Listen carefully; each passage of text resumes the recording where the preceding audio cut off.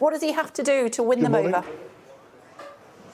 I can, reports. I'm giving you a weather report from Liverpool, and that we've had days of rain. Everyone's been getting soaked. Everyone's felt a little bit miserable.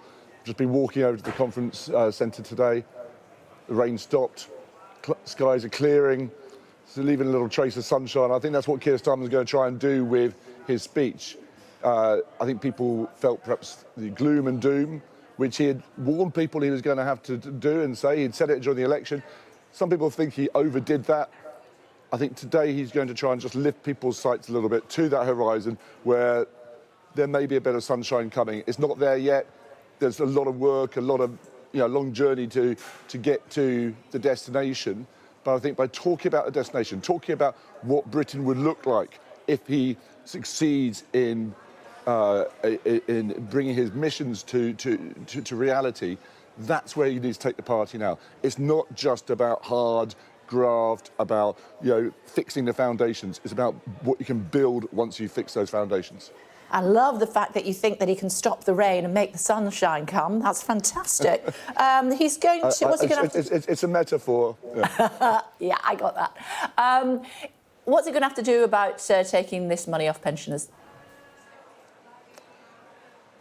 I think the way people talk about this is interesting. I've heard people saying he's targeting the poorest pensioners. They're not. They're actually trying to make sure the poorest pensioners escape this cut. They're also, I think, trying to make sure that perhaps the youngest people in society aren't always being asked to pay the price for cost savings. I don't think they should have announced the winter fuel allowance when they did. I think they should have waited till the budget. They waited until it became clearer that there was a pay rise, a pension rise coming through, which would more than offset that.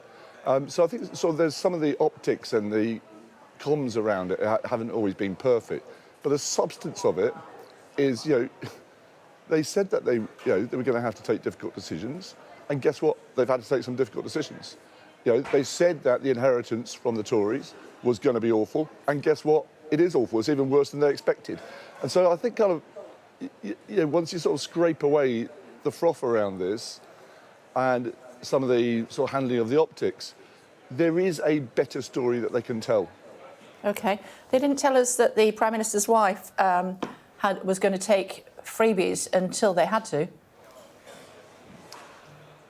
They registered this. I mean, sometimes I can't look at journalists sort of doing victory rolls for, having read the register of members' interests as if they're Woodward and Burnsley. And it's not like kind of conversation with deep throat in a car park. This is stuff which they've registered.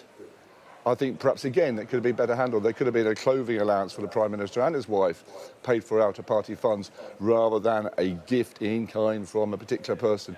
But again, this is optics. And, people are drawing this false equivalence. And I think there's a lot of genuine irritation here in Liverpool that people are sort of drawing equivalence between taking £5,000 for dresses so that you can look professional and good in an election and not be criticised for what you're wearing, because she certainly would have been if she wasn't, and hundreds of millions of pounds handed out to your mates in PPE contracts. Yeah. What's that? I said her husband's a millionaire and she works for a living. She can buy her own frocks. He's a millionaire because he owns a house in London. I don't think actually they're rolling in money.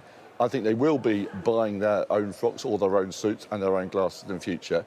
But this, this is like, people don't... Why is that, do you think? Because the optics... There's genuine frustration, maybe not in Liverpool, but certainly around the nation. There is genuine frustration that the Prime Minister and his wife and the Chancellor and the Deputy Prime Minister were taking freebies.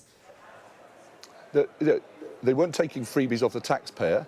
They weren't using hundreds of millions of pounds of taxpayers' money to hand out PPE contracts to their mates. Look, I'll just say this with greatest respect. I used to be a journalist. Not, but go on. And I broke a story about the last Labour government, about Bernie Ecclestone. That was, I think, genuine corruption. That was about a secret £1 million donation which changed government policy on tobacco advertising. Yep. This is about some frocks, and I think that journalists and the media need to show a sense of perspective, because if you draw equivalence between genuine scandals and this froth, I think, then you're not going to have the right words to describe the genuine scandals in the future. OK, I'll bear all of that in mind. Thank you for telling me how to do my job. It's good to see you. Join us again soon. I'm not telling you how to do your job. I'm asking people to show some perspective. OK, thanks a lot.